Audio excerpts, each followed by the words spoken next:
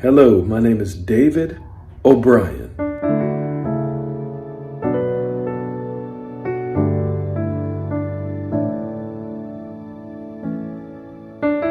And I'm here for your success in the areas of purity.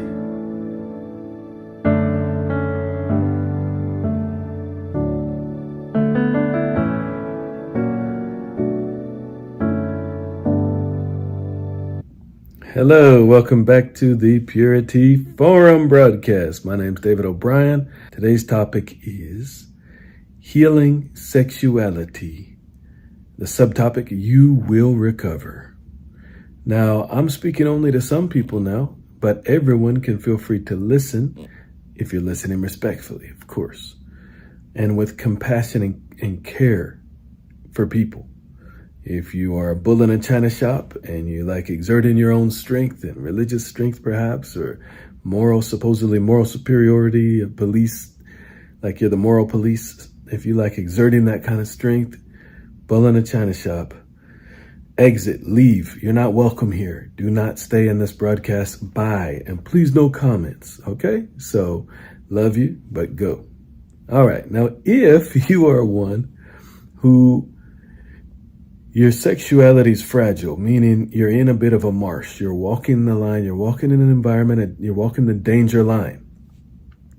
And that always pretty much includes either the media, electronic media, modern media, and or people. You're getting around the wrong people who make light of the abuse of sexuality, meaning jumping into things too quickly. Before marriage. God created marriage. He created it for a reason. Marriage is a wonderful thing when done right. Wonderful. But if you're around people who you know it's not the direction to go, you know it's a bit shaky, you know it's like a marsh, and you didn't fall directly into the sludge, but you're walking on, your steps aren't solid. You should listen to this also, because you need to know that there's a cliff that you can suddenly tumble off of if you go the route of mainstream United States, unfortunately, as far as the media, just the entertainment, and I'm not here to blame them or anybody else. Often I won't even get into that. I'll just tell you this, that there is a cliff that if you're not careful, if you don't turn back, change your environment, your friends, your people you're around, the messaging you're allowing into your brain to focus on what God has prepared for you and people through you. You have a plan, a calling, a mission, and it is pure. In other words, you can walk it without the distractions, the environments of temptation and going off the cliff, okay? So you don't have to get your head caught in the thicket. You don't have to mentally go off the cliff, meaning you don't have to get into what really is a drug and an addiction, and that's pornography or the like. It's not just the so-called pornography. It's just abusing sexuality and using video, and it's an evil thing. So you don't have to go there either. You must depart from those two things. Like I said, those are environments that are shaky, they're dangerous, and they turn into a cliff. And that is the wrong kind of flirtatious relationship that's just getting too fast, too far, too fast, a little too much giggling and joking and touching. And then the next thing you know, don't go there. You need to set up boundaries between you and other people, certain types of people especially. Raise up higher boundaries around certain types of people. And you need to be the one who doesn't need to be the spotlight of attention. You don't need to be in the everywhere and all that stuff. So that's another kind of person I would like to continue watching today's broadcast. Now, if you have full on taken the drug of abusive sex, in other words, illicit sex, in other words, sex with people you're not in a covenant with. Marriage is a covenant. It means to the death, not really the death, but for life, for eternity. You're together. So you give each other, you give yourself to the other person, and then that opens the door for the sexuality part only. It's not allowed before that. Not when you're engaged, not when you're just like the person, or boyfriend, girlfriend, supposedly. Where do these terms came? They're not the path that God created. God's path works for people because he loves people. So that's why I'm here as the freedom and purity doctor, to teach you a few things that you probably aren't even hearing elsewhere or very many places. And so God has a plan for you.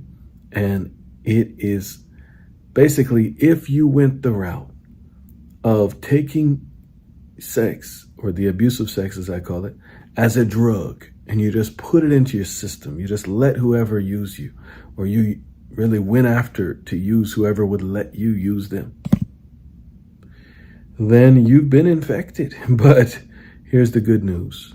That enemy will fall if you follow what I'm going to share with you. So it's available completely to walk totally free from that stuff, not to have a chain around your neck, not to, because some people have. At any rate, you can walk a new path. You can have a new start completely. You can be healed of the abuse of sexuality. Totally. And that's why I said healing sexuality, you will recover, because the life, the truth that can go into your system now, the Lord Jesus, he gives glory for shame. He died on the cross. It was a cross that he died on. He was executed. But it wasn't an execution that was involuntary. He voluntarily put himself there. He chose to go into what looked like a trap.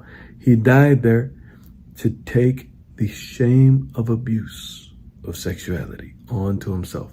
That's why he was naked on the cross, totally naked. He was taking the shame so that anyone who comes into him, into Christ, believes in Jesus, submits to him as Lord, gets a place inside of Christ, a high, good standing, and is washed permanently clean on the inside. Your spirit is totally clean and new, totally new, and it's shining and beaming. And that's the real you. And then you can speak it out of your mouth, the truth in line with that. And it cleanses, it breaks the enemy and the problems I'm talking about away from you powerfully. So you have to get to know them. That's where you can read the New Testament of the Bible, especially the writings of Paul, of course, Peter, others too, but the whole thing. But go ahead and read them and learn about the new you, the real you. And that it'll start to shine out of you. Because once you've asked for forgiveness from God with Jesus, you are forgiven. You're mended with your relationship with him. And then you change your thinking. You say, and you just turn away from it. That will fix and free and mend your relationship with other people, no matter how long the process goes. And your mind will heal.